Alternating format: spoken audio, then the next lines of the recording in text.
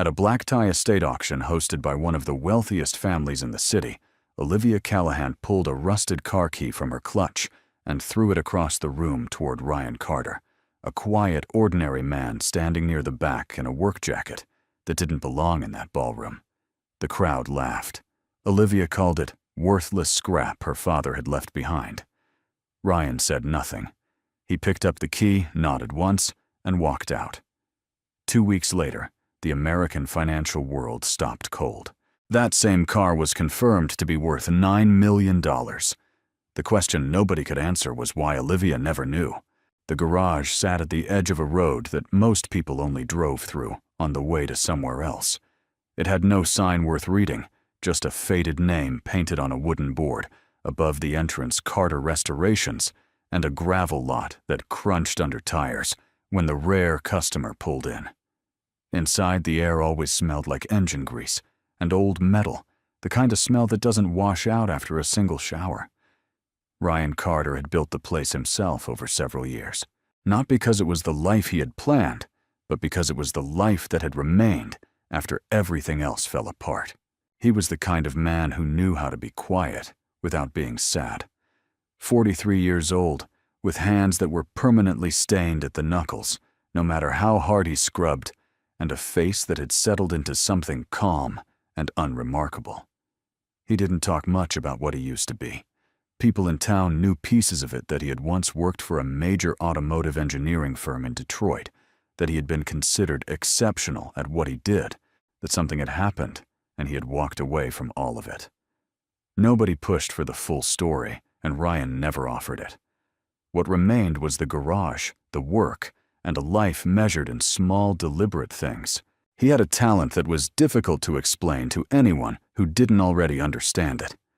When Ryan looked at a car, especially an old one, he didn't just see metal and rust. He saw structure. He saw decisions made decades ago by people who cared about what they were building. He could run his hand along a door frame and tell you roughly what era it came from, what factory it likely passed, through what the original engineer had been trying to achieve. It wasn't magic. It was 30 years of paying attention when everyone else was looking somewhere else. That attention was what he brought with him the morning he drove out to the Callahan estate. He hadn't planned to attend the auction. A former client had mentioned it in passing, something about the Callahan family liquidating assets following the death of William Callahan, the patriarch, one of the oldest names in American industrial money. Ryan had no particular interest in attending a room full of wealthy people bidding on furniture and paintings. But the client had mentioned almost as an afterthought that there were vehicles on the property, older ones. Ryan had shown up on the off chance there was something worth looking at. The estate itself was exactly what he expected. Grand in the way that old money tends to be grand, not flashy, but heavy. Everything built to last, and to remind visitors that the people who lived here had been living this way for a very long time. The auction was being held in the main hall with overflow into a large adjoining room where smaller items were displayed on cloth-covered tables. Guests wore the kind of clothing that cost more than Ryan made in a month. He walked through it in his cleanest jacket, which was still visibly a work jacket, and nobody made room for him. He found the cars in a private garage connected to the east wing of the property. Most of them were what he expected, late-model luxury vehicles, a few older European imports in decent condition, nothing that made him stop walking. He was nearly back to the door when he noticed it. In the far corner, half hidden behind a rolling tool cabinet and draped with a canvas cover that had been there long enough to accumulate its own layer of dust, sat something low and wide and deliberately out of sight. Ryan crossed the garage and pulled back one corner of the canvas. He didn't make a sound. He just looked. What was underneath was a car that had clearly been sitting untouched for decades. The paint was almost entirely gone, replaced by surface rust and a dull gray oxidation that made it look like something recovered from a demolition site. One of the rear panels was dented. The interior, visible through the cracked driver's window, was a wreck of crumbling upholstery and sun-damaged plastic. By every conventional measure, it was exactly what it appeared to be: a wreck. Worthless. Something that should have been crushed and recycled 30 years ago. But Ryan's eyes had already moved past all of that. He was looking at the roofline, the way it curved, the angle at which the hood met the windshield, the proportions of the whole thing, which were slightly wrong in a way that wasn't accidental. That kind of slight wrongness only came from a custom build, something made outside the standard production line. He crouched down and looked at the frame near the front wheel, at the way the metal had been formed and joined. His jaw tightened. He stood back up and said quietly to no one in particular, "There's a story here." He didn't realize anyone had followed him in. "Excuse me." The voice came from behind him, sharp and carrying the particular tone of someone accustomed to being the most important person in any room they entered. Ryan turned. Olivia Callahan was standing just inside the garage door, flanked by two men in suits who were clearly there to make her feel secure in unfamiliar spaces. She was dressed in black mourning clothes that had been tailored well enough to look like fashion, and she was looking at Ryan the way people sometimes looked at strangers who were touching things that didn't belong to them. Ryan straightened. "I was just looking at the car in the corner," he said. "The one under the canvas." Olivia glanced toward it without much interest. "That thing has been there since before I was born. My father never got rid of it." She looked back at Ryan. "Are you here for the auction?" "I restore classic vehicles," he said. Someone mentioned there might be cars worth looking at. Something shifted in her expression. Not quite amusement, not quite dismissal, but somewhere between the two. She walked over to the covered car, looked at it for a moment, and then looked back at him. "And you think this qualifies?" "I think it might have a history worth investigating," Ryan said carefully. Olivia's response was to turn around and walk back toward the door to the main hall. She said something to one of the suited men, and a minute later, 3 or 4 other guests drifted into the garage, people who had been standing near enough to the hallway to catch the tail end of the exchange. Ryan recognized that shift in atmosphere, the kind that happened when someone with social power decided to make a moment out of something. "Everyone," Olivia said, gesturing broadly at the corner, "this gentleman believes my father's rusted pile of scrap metal has a story worth investigating." There was polite laughter from the group, the kind that isn't especially cruel, but isn't kind either. "He restores old cars," she added, with the particular emphasis of someone explaining a novelty. Ryan didn't move from where he was standing. One of the guests, older, silver-haired, the kind of man who had opinions about wine, looked at the car, and then at Ryan. "What makes you think it's anything special?" he asked, not unkindly. "The frame geometry," Ryan said. "The proportions aren't production standard. The roofline curve is hand-formed, not stamped, and the way the front section is joined, that's not factory assembly. Someone built this by hand, or very close to it." He kept his voice level.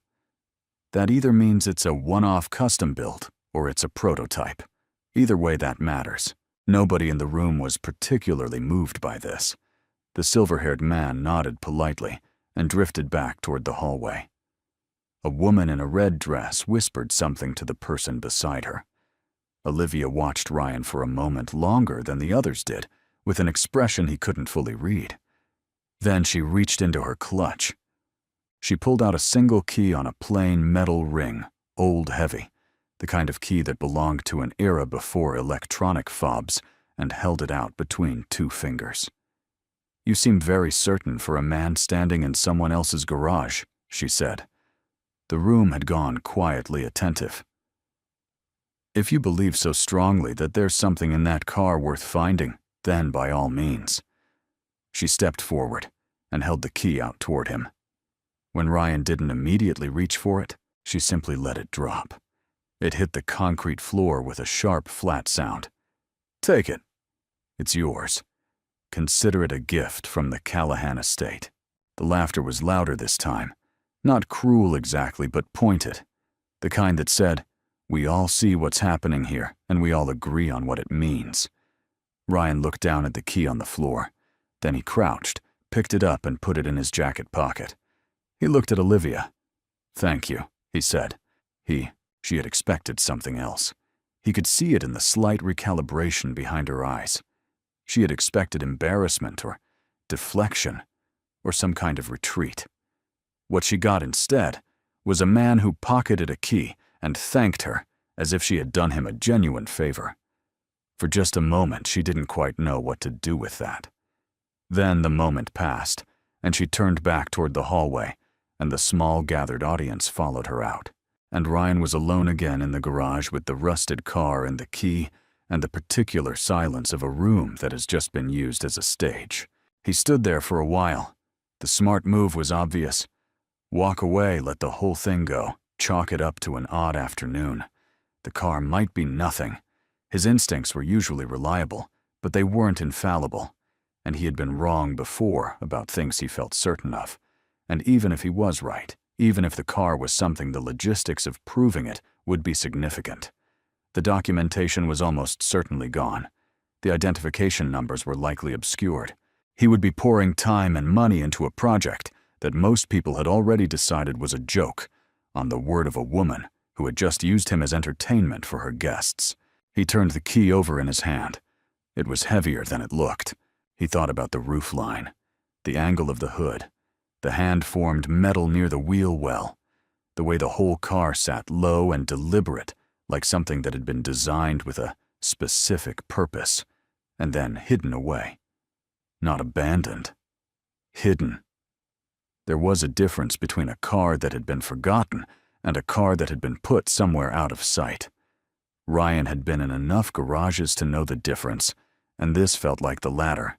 He walked back over to the corner, pulled the canvas cover the rest of the way off, and stood in front of the car for a long time. The rust, the damage, the decades of neglect, all of that was surface. Underneath it was something that had been made with intention. He didn't fully understand yet what that intention was, but he was going to find out. He drove the car back to his garage on a flatbed that evening. It took most of the afternoon to arrange, and when he finally got it inside and under his own lights, it looked even worse than it had in the Callahan Estate's private garage.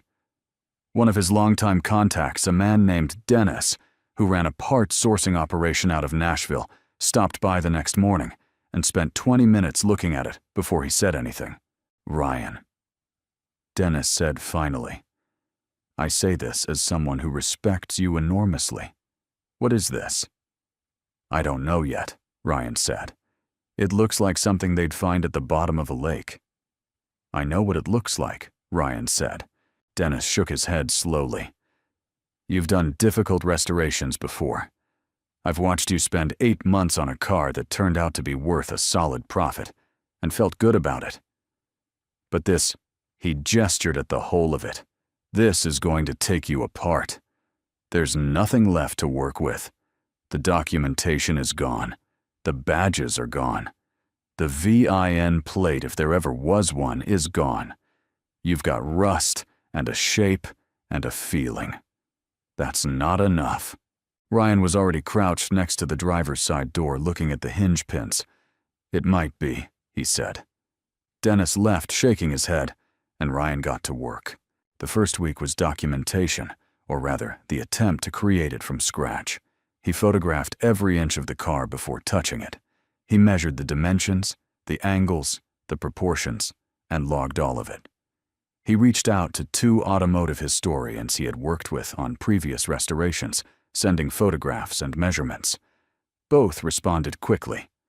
Both said essentially the same thing: interesting, but not conclusive. Could be a one-off. Could be an amateur custom build from the 1960s or 1970s. Hard to say without more. Ryan kept going. He began the disassembly, carefully removing components in sequence and laying them out on a workbench in order. The engine was in worse shape than he had hoped, seized oil-sludged parts, fused by decades of oxidation. He documented each component as he removed it. Under the hood, behind a bracket that had partially collapsed against the firewall, he found a small metal stamp. He almost missed a partial character sequence, deliberately obscured, but not entirely gone. He spent 3 hours with a light and a magnifying glass before he was certain of what he was reading. He sat back on his stool. He looked at the ceiling of his garage. He thought about Olivia Callahan dropping a key on the concrete floor in front of a room full of people who laughed. Then he picked up his phone and sent a message to the one automotive historian he trusted more than any other, a woman named Patricia Graves, who worked out of a research institution in Virginia and had spent 30 years cataloging rare and prototype American vehicles. He sent her the stamp sequence and 3 photographs. Her reply came back within 45 minutes. It said, "Ryan, where did you find this car? Call me immediately." He called her. The conversation lasted over an hour. By the end of it, Ryan was standing very still in the middle of his garage, looking at the rusted shell of what he had just been told might be one of the most significant lost prototype vehicles in American automotive history. Patricia was careful. She used words like possible and pending verification, and we would need significantly more evidence. But her voice, which Ryan had known for years to be a reliable indicator of how serious she was tight with something that was not quite excitement and not quite disbelief. Ryan hung up the phone and stood in the quiet for a long time. Outside, the road that ran past his garage was empty. The afternoon light was cutting long shadows through the open bay doors. Everything in the garage looked exactly the same as it had that morning. The same tools, the same shelves, the same smell of grease and old metal. But in the corner under his work lights, the rusted car that Olivia Callahan had thrown away like a joke was beginning to look like something else entirely. He put his phone in his pocket, he put on his work gloves, and he went back to the car. Patricia Graves drove up from Virginia 8 days later. She arrived on a Tuesday morning without announcement, which was her way. Ryan had learned years ago that she preferred to see things cold, without the unconscious bias that came from being prepared.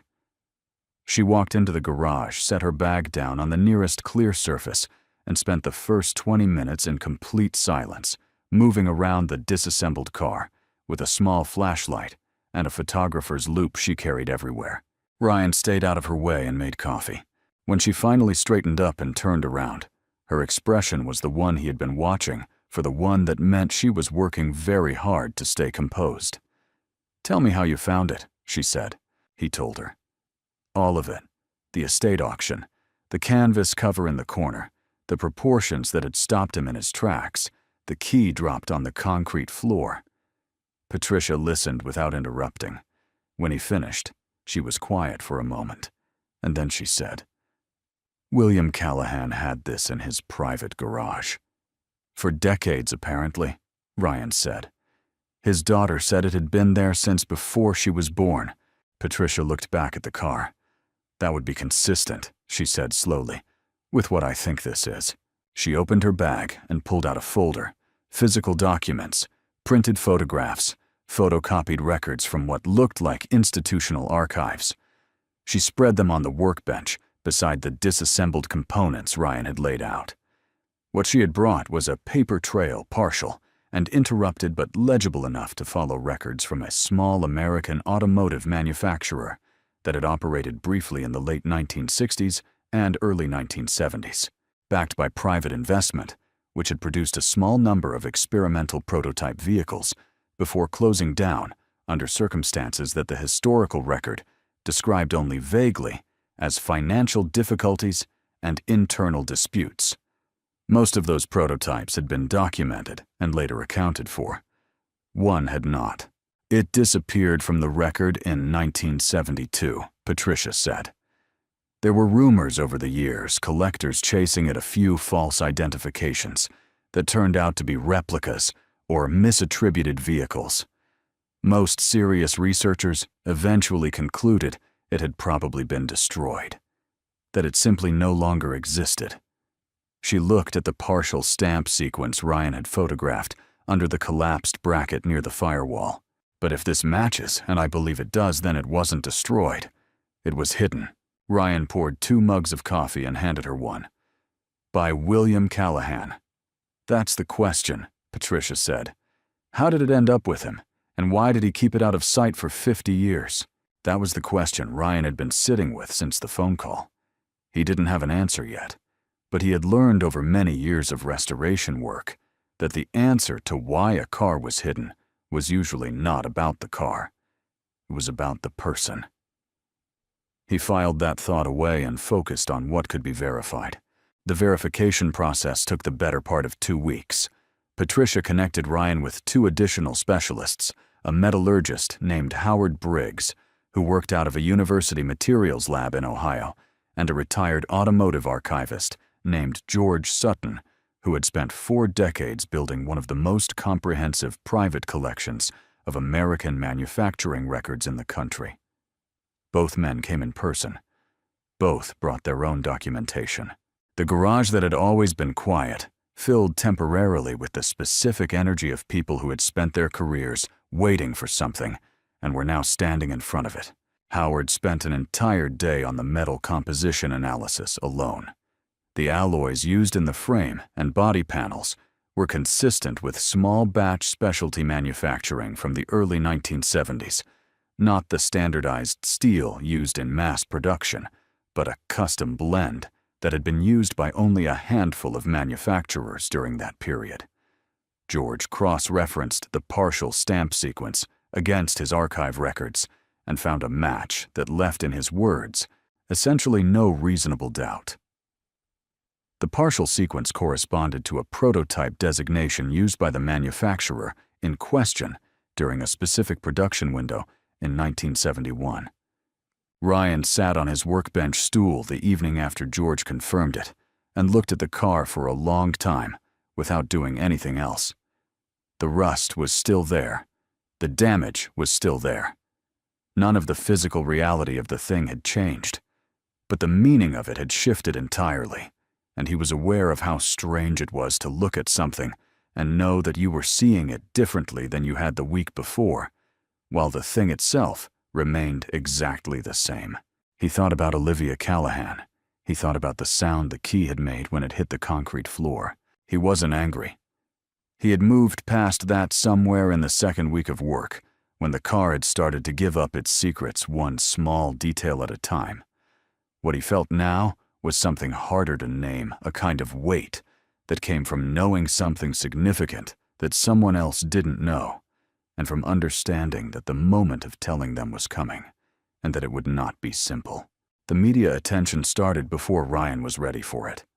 Howard Briggs mentioned the project to a colleague, as academics sometimes do without fully calculating the consequences, and within a week of that conversation, a trade publication ran a short item about a possible prototype identification in the American Midwest. The item was vague and speculative, naming no one and citing no confirmed sources, but it was enough. Ryan started getting calls from numbers he didn't recognize. 2 journalists showed up at the garage on the same day from different outlets, both having arrived without appointment. A collector based in Arizona contacted him through a third party with an offer to purchase the vehicle, a substantial offer made sight unseen, based purely on the rumor. Ryan didn't respond to any of it. He kept the garage bay doors closed during the day and worked early in the morning and late at night. He talked to Patricia daily.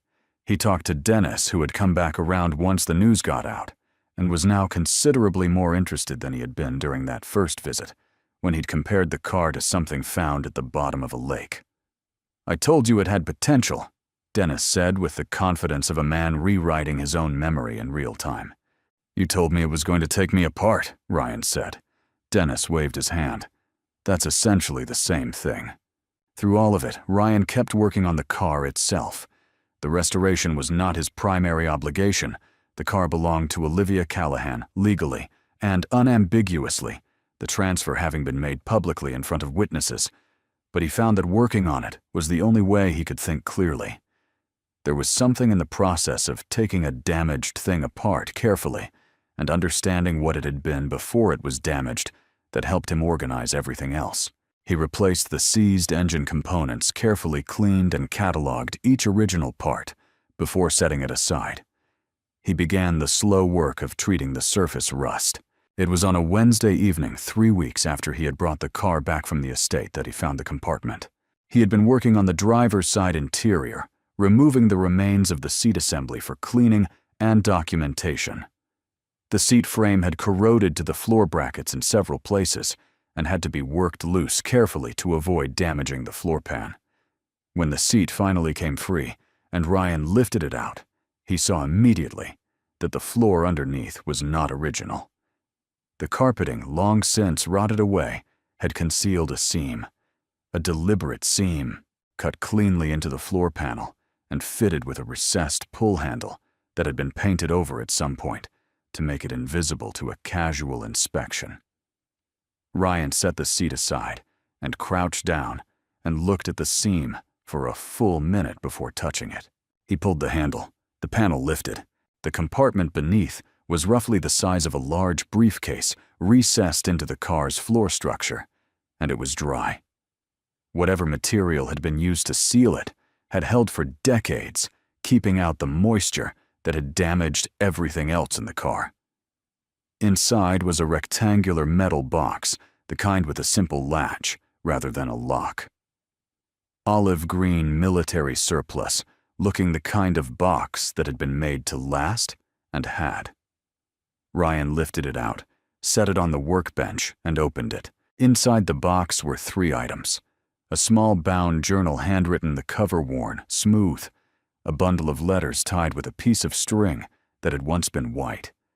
And beneath those, a collection of documents, technical drawings, handwritten notes on engineering paper, and what appeared to be correspondence between individuals whose names Ryan didn't recognize.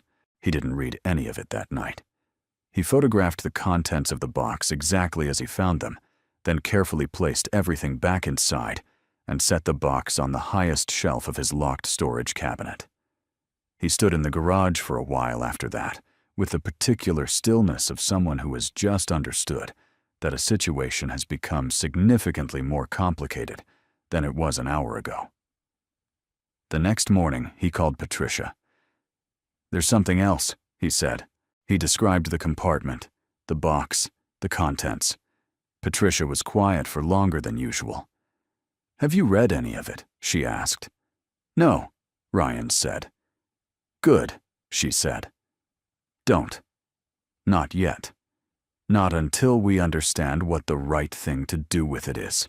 But Ryan had already seen enough in that first careful look. The handwriting on the journal covered the name written there in faded but legible ink to know who had put the box there and why. The name on the journal was William Callahan. Not printed, not stamped. Written by hand in the looping and slightly uneven script of someone who had learned to write before computers existed. Ryan kept that detail to himself for the time being. He needed to think.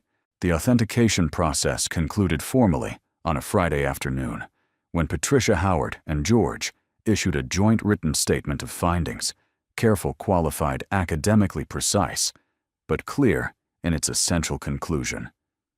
The vehicle was confirmed to be the missing prototype. Its estimated market value based on comparable sales of authenticated prototype vehicles from the same era and the singular nature of this particular car's provenance was in excess of $9 million. The statement was not intended for public release, but in the way of these things, it became public within 48 hours. The story broke on a Monday.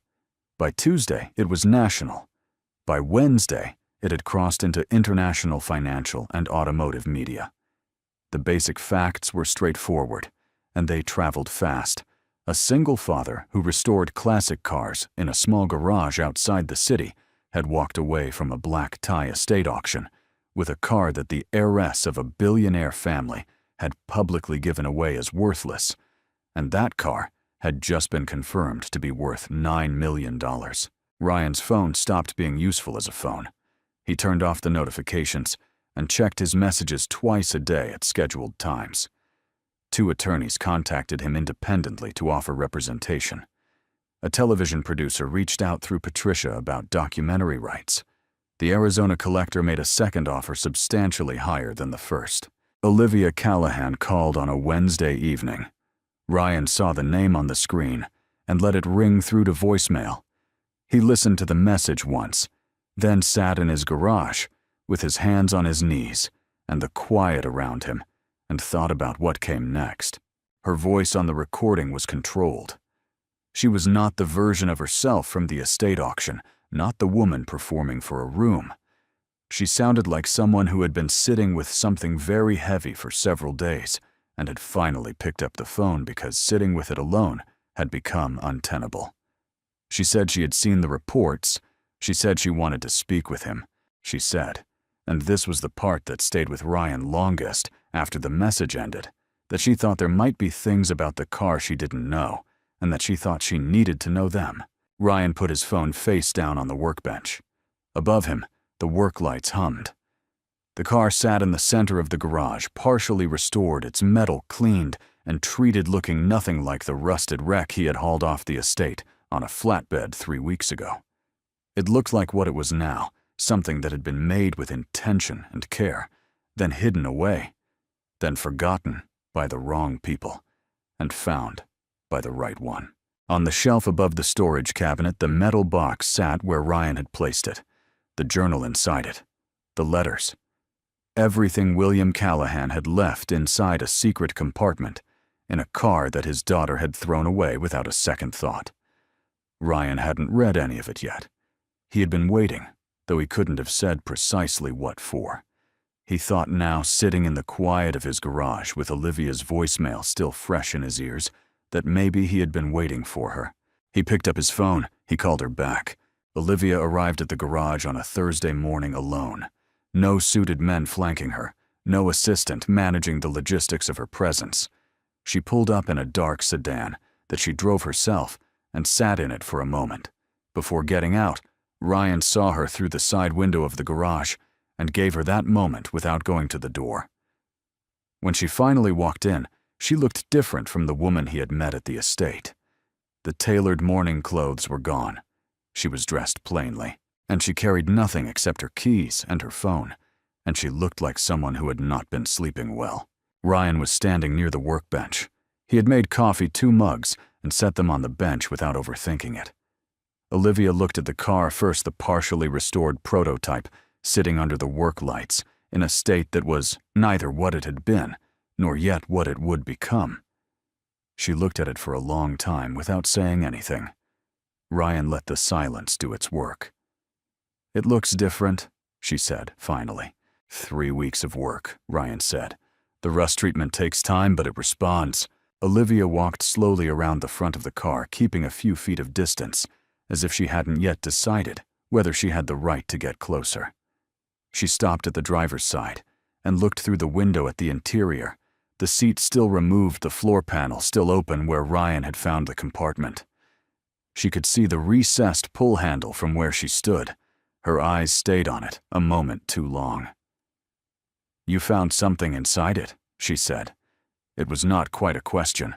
Ryan picked up one of the mugs and held it out toward her. She came to the bench and took it. He reached up to the shelf above the storage cabinet and brought down the metal box and set it between them on the workbench. Olivia looked at it, but didn't touch it. "I haven't read any of it," Ryan said. "I found it about 10 days ago. I've been waiting." "For what?" she asked. "For you," he said simply. Olivia set her mug down. She looked at the box, then at Ryan, and for a moment, her expression was the kind that people get when they are trying very hard to hold something in place that is threatening to come apart. She reached out and opened the latch and lifted the lid. She saw the journal first. Her father's handwriting on the cover, she recognized it immediately, the way you recognize something that has been part of your life since before you could name it. Her hand moved toward it, and then stopped just short of touching it. Ryan watched her work through whatever she was working through, and he didn't say anything. She picked up the journal and opened it to the first page. Ryan gave her time. He moved to the other end of the workbench and occupied himself with a small mechanical task, cleaning a component, organizing tools while she read. He wasn't performing disinterest. He genuinely understood that what was happening between Olivia and that journal was not his to witness any more than was necessary.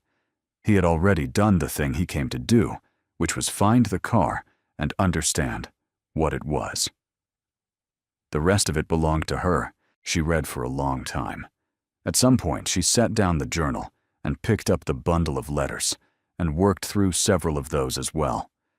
Ryan heard her breathing change at certain moments, not crying, but close to it, the particular controlled breathing of someone who has decided they are not going to cry and is honoring that decision through effort. He said nothing and kept his distance and let her read.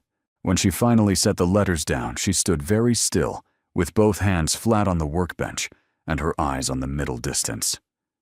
"He was a mechanic," she said. Her voice was quiet and careful, like she was handling something fragile. "Before all of it. Before the company, before the money. He worked in a garage. I never knew that." "He wrote about it in the journal," Ryan said. "He wrote about a lot of things." Olivia looked down at the open journal on the bench. He was 23 when he helped build this car. There were 4 of them. 4 young engineers who pooled everything they had to get access to a small manufacturer's workshop for 8 months. They built 2 prototypes. This was one of them. She moved her hand slightly, not quite gesturing at the car, just acknowledging its direction. The company they were working with collapsed before the cars could go into any kind of production. The other prototype was sold off to cover debts. My father kept this one.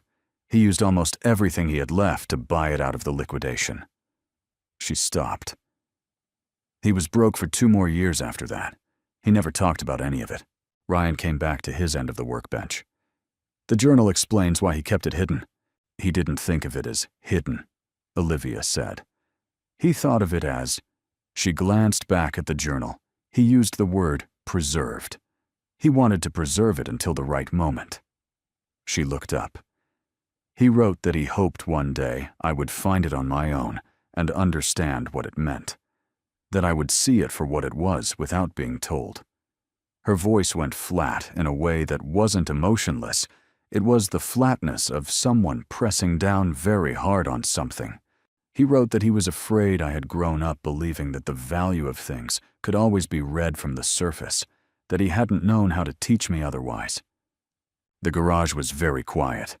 Outside, a vehicle passed on the road, and then the quiet came back. "He was right," Olivia said. About what he was afraid of, Ryan didn't offer her anything in response to that. It wasn't his place to offer comfort or absolution for something she was only just beginning to reckon with, and he sensed that she didn't want either of those things. What she wanted was to say it out loud to someone who had been there at the beginning of this, who had been standing in that garage at the estate when she had dropped the key on the floor, and Ryan understood that his role in this moment was simply to be present and honest. "What do you want to do with it?" he asked. "The car." Olivia was quiet for a moment. "What do you think it should be?" "It's not my decision," Ryan said. "It's your father's car. It's your family's history." "You're the one who found it," she said. "You're the one who understood what it was when everyone else, when I..." She stopped. "You deserve something from this." Ryan had thought about this. He had thought about it carefully over the past 10 days, sitting in his garage in the early mornings, before the day started. He knew what the car was worth. He knew what his legal position was. The transfer had been made publicly in front of witnesses, and he had every right to do whatever he wanted with the vehicle. He could sell it to the Arizona collector. He could consign it to an international auction house. He could keep it. There was no one who could take it from him, and no court that would find against him, and no reasonable person who could fault him for profiting from a situation he had earned through his own expertise and effort. He also knew that wasn't what he wanted. "I want a fair finder's fee," he said. "Whatever the legal standard is for something like this, I'll work with whatever attorneys you have. And I want the car to go to auction the right way, with full provenance documentation, so the historical record is complete and permanent." He looked at her. "The journal and the letters go back to your family. All of it. That was never mine." Olivia looked at him for a long time. "Why?" she asked. Because the car is worth $9 million whether I keep it or not, Ryan said. But the journal is only worth anything to you. She looked away. Her jaw worked slightly. When she spoke again, her voice had lost the careful control she had been maintaining since she arrived. I threw it away, she said, in front of a room full of people. I threw away the last thing my father left me, and I made it into a joke, and I didn't even look at it first. She stopped herself, put her hand on the journal. I didn't know, but I should have known enough to look. Ryan said nothing. There was nothing to say that would make that smaller or larger than it was, and she didn't need it made into either. The auction was arranged over the following 6 weeks. Patricia Graves oversaw the provenance documentation, which was thorough enough to be considered a model of its kind. Every detail of the car's origin, its production history, its decades of concealment, and its rediscovery was recorded and verified. The restoration Ryan had begun was completed by a specialist team that he supervised working from his documentation and his photographs, restoring the vehicle to a condition as close to its original specifications as the surviving materials allowed. When it was finished, it looked nothing like the rusted wreck that had sat under a canvas cover in a corner of the Callahan estate. It looked like what it had always been, underneath the damage something made with care, by people who believed in what they were building. The international auction drew significant attention. The bidding opened high and climbed steadily for 11 minutes before settling at a final price of $9,200,000, which set a record for the category and was covered by financial and automotive media across 3 continents. Ryan watched it on a live stream from his garage alone with a mug of coffee. When the hammer came down, he sat with it for a while and then went back to work on another car he had in the shop, a 1968 domestic sedan belonging to a retired teacher from the next county, over nothing remarkable, just a car that someone wanted restored because it had belonged to someone they loved. Olivia read her father's journal twice more in the weeks following the auction. She read the letters in order, slowly taking her time with each one. What emerged from them was a version of William Callahan she had not known, not the patriarch, not the billionaire, not the distant and formal man who had presided over her childhood from behind a series of large desks in large offices. What she found instead was a young man in his 20s who had been genuinely uncertain whether anything he built would ever amount to anything, who had worked with his hands in a small workshop and believed in what he was making even when no one else did. A man who had spent 50 years worrying that his success had cost his daughter something important without knowing how to give it back to her. She restructured the Callahan Industries Charitable Foundation within 3 months of the auction. The changes were substantial, not cosmetic rebranding, but a fundamental shift in how the organization identified and funded its work. She brought in people she had previously overlooked, people who understood need from the inside rather than from a distance. She changed the way the board was composed. She changed the criteria by which grants were awarded. People who had worked in the organization for years said privately that it felt like a different company, not in what it did, but in how it understood what it was doing. She also called Ryan. She called him on the afternoon the foundation restructuring was announced publicly, not to tell him about it. He could read about it in the news, but to ask him something she had been sitting with for several weeks. She asked whether his garage was still operating as it had before, just him and his tools, and whatever cars came through the door. Ryan said yes, more or less. Olivia said she had been thinking about something her father had written in the journal, a line near the end, from what appeared to be one of the last entries, in which William wrote that the most useful thing a person with resources could do was make space for people who had skill, but not opportunity. She said she thought she finally understood what he meant by that. She asked if Ryan had ever considered doing something larger with his knowledge, not just restoration work, but teaching it. Ryan was quiet for a moment. "I've thought about it," he said. "I'd like to talk about that. Olivia said, "if you're open to it." The training center opened 11 months later in a converted industrial building 2 miles from Ryan's garage. It offered a 12-month program in mechanical restoration and automotive engineering fundamentals, with no tuition cost to participants, funded entirely through the Callahan Foundation. Ryan designed the curriculum himself, drawing on 30 years of work. The instructors he hired were people he had known for years. Dennis, who turned out to be a surprisingly effective teacher when given the opportunity. A retired engineer named Frank Caldwell, who had spent decades in manufacturing and was looking for something to do with what he knew. 2 younger mechanics Ryan had mentored informally over the years, who were ready for something more formal. The first cohort was 12 people. The second was 20. By the 3rd year, there was a waiting list. One afternoon, about a year after the center opened, Olivia came by unannounced, her version of unannounced, which meant she had told no one she was coming, rather than arriving with a team. Ryan was in the main workshop space, walking a student through the process of reading a frame for stress fractures. He finished what he was doing before going over to her. They stood near the entrance where the afternoon light came in through the tall windows that had been one of the reasons Ryan had chosen the building. On the wall near the door, someone had framed an enlarged photograph, the prototype fully restored the way it had looked the morning before it went to auction. Beside it in a smaller frame was the photograph Ryan had taken the day he pulled back the canvas cover at the Callahan estate, rusted, damaged, barely recognizable as what it would become. Olivia looked at the photographs for a moment. Then she said, "If I hadn't given you the car that day, if I had just let the auction handle it, like everything else, none of this would exist." Ryan considered that. It was true in the most literal sense. It was also incomplete in the way that most true things are.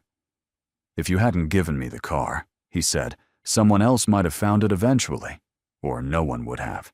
The car might have ended up in a collection somewhere, authenticated and valued, and displayed behind glass." He looked at the photograph of it restored. "But your father didn't hide it in there so it could end up behind glass." Olivia looked at the photograph of the rusted wreck, the before, not the after. "What do you think he wanted?" she asked. "I think he wanted exactly this," Ryan said. "Someone to find it who would understand what it was. And then for that understanding to get back to you." Olivia was quiet for a while. Across the workshop, 2 students were working on a disassembled engine, talking to each other in low voices about something Ryan couldn't hear from where he stood. The sounds of the space metal on metal, the hum of equipment, the particular ambient noise of a place where people were learning to make things filled the silence between them comfortably. She looked at the old photograph of William on the wall, one Ryan had asked her permission to include a black and white image from what appeared to be the early 1970s, a young man in work clothes standing in a garage that no longer existed, squinting slightly into the camera with the expression of someone who didn't yet know how the story was going to end.